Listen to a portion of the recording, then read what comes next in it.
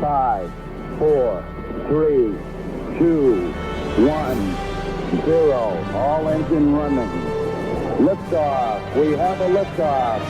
This is About Space, America's return to space, with news and information on our U.S. space program. Is your host of About Space, David Denault. Welcome, and thanks for joining me today. As an outdoorsman, I enjoy canoeing and sailing and backpacking, and I've even hiked the New Mexico Sangre de Cristo Mountains and Mount Phillips at 12,200 feet. And I heard about an area that they call the Four Corners. It's located in the American Southwest, and I found a story about them. What's interesting is piece together Hopi and Zuni folklore with eyewitness accounts to unlock the secrets of the Four Corners and its supposed history of extraterrestrial influence. Next, as America and the world is listening to About Space Today. Ever dream of an island getaway at an all-inclusive resort? Or going on an island-hopping cruise to multiple island destinations? See sun-bleached beaches and swim in the azure waters of the Caribbean Sea. Call today for your special discount prices to your island getaway. This is a special offer for About Space by calling 877-747-8631. And let's go and explore the islands of the Caribbean. Welcome back.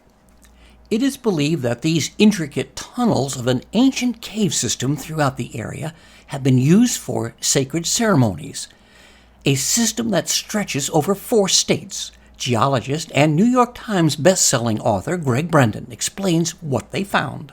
What we found in these areas, not so much that there is a hollow space under the desert, but there is a tunnel system, a network that connects many of the indigenous traditions in this part of the world from the area in southwestern Colorado, northern New Mexico, down towards Wild Horse Mesa.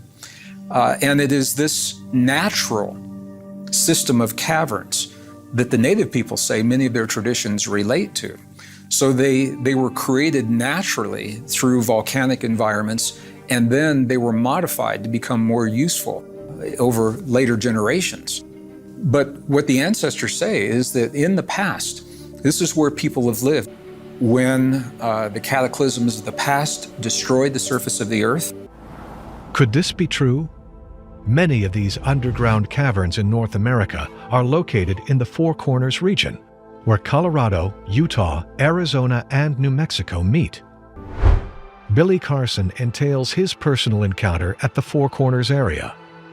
It appears that a lot of this activity and a lot of these tunnels congregate close to this Four Corners area. Now, there's well-known stone-based stargates, is what the ancient Indians call them, and now the modern Indians are saying these are where their relatives used to go and put their heads in and actually chant some words and disappear. And then some of them will return. The way the grid system runs across the Earth, there are several places that are just like heavily energetic nodes. You'll find on many of these reservations and other holy lands held by natives that military groups have gone in and built facilities and made them off limits. Most of the time, these are actual entrances to this cavern system that honeycombs the entire Earth. A lot of these places are sacred to natives because they have stories going back many millennia of different types of beings taking them below the earth before cataclysms to protect them, and these are the same beings that after the cataclysm would bring them back to the surface of the earth to help them set up their civilizations again. A lot of these areas that the military will lock down are also very strong vortexes, which basically are nodes in this cosmic web Stargate system. These are places that the military lock down because they don't want you to see what's coming and going through these gates. A lockdown? If this is true, who or what could possibly be traveling through these gates or in these underground caverns? Greg Braden takes us deep into another structure in the Four Corners area that may give us an insight into how this location connects to the sky and what may lie below. One of the greatest mysteries that we're finding of ancient civilization is right in our own backyard for those of us that live in the United States. In the high deserts of northern New Mexico, Chaco Canyon Something happened in Chaco Canyon 1,100 plus years ago that we have never seen in the history of the world before, and we never saw duplicated since that time. We still do not know precisely who the people were that built Chaco Canyon, where they came from, why they had the advanced technology, why they had the mathematics, why they had the astronomy, the architecture, the ability to grow food in one of the most harshest environments. It's 12 miles long, 2 miles wide in some places. Within the canyon itself, there are over 2,800 archaeological sites that have been recognized. Of those 2,800, 32 have been excavated, and because they cannot be sustained, many of them were reburied to preserve them for later generations. 12 are now restored, and it's those 12 that are telling the story. That is opening the door to forbidden territory when it comes to archaeology, advanced civilizations of our past. One of the most notable places in Chaco Canyon is Pueblo Bonito. It is a very unique D-shaped architectural complex. Over 900 rooms were built into this Pueblo Bonito. Some of them are square, some of them are the circular chambers, the kivas, that play such a significant role in the traditions of the native peoples throughout the desert Southwest. And one of the reasons that this circular chamber is so important is because it ties directly into their creation story. In the circular chambers, in the kivas, there was a place at one end of the kiva called the sipapu. And the sipapu, in the native traditions, is where our ancestors from the past emerged from another world beneath this world. They emerge into this world time and time again. What might be Chaco Canyon's connection to the stars? When the Viking missions began sending back the images from Mars, over 19,000 images from the orbiter as it was circling. And as those images now have been refined and we have a better sense of what they are, lo and behold, there is on the surface of Mars a temple complex that looks precisely like an unexcavated Pueblo Bonito in Chaco Canyon, the very unique D-shaped structure that we find nowhere else on this planet in the past. It's nothing that we find contemporary. The only other place we find an example of this structure is on the surface of Mars.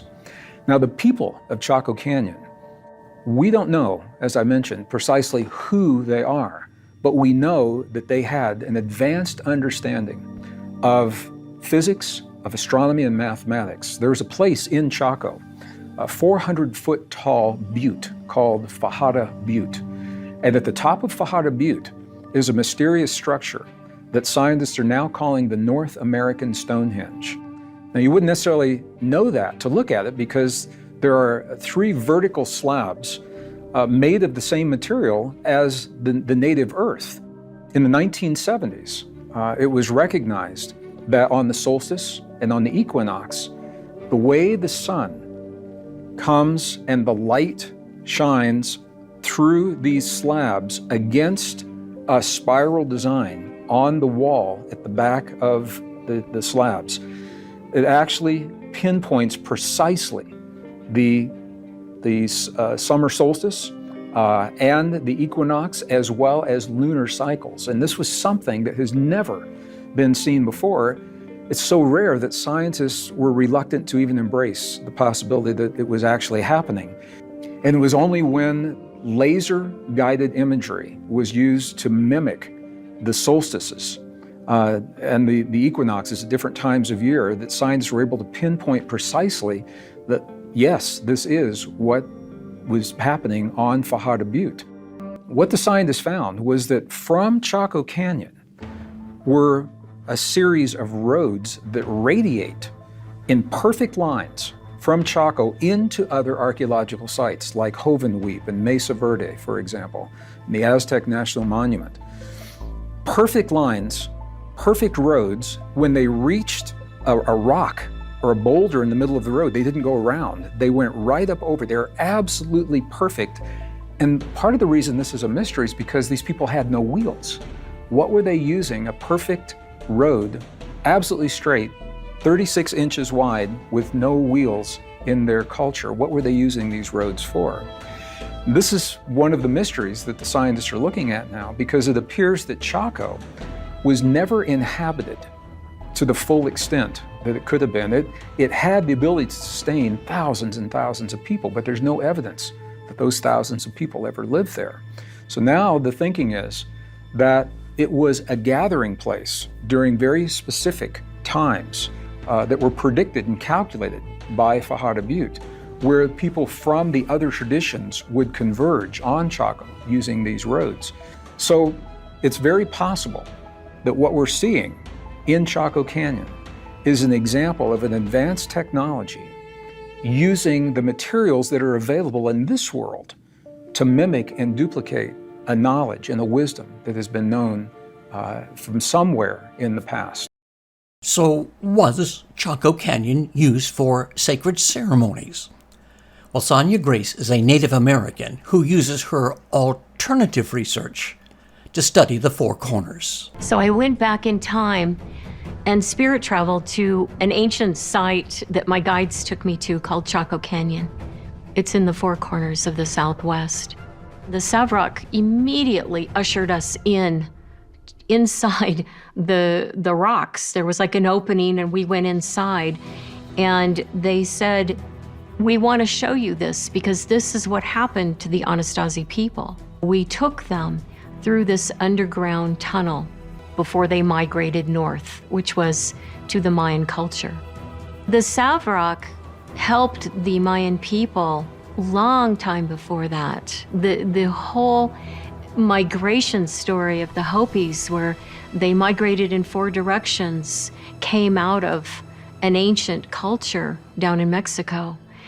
This site and all of the Southwest is filled with portals. There's all kinds of energy going on there, especially extraterrestrial energy.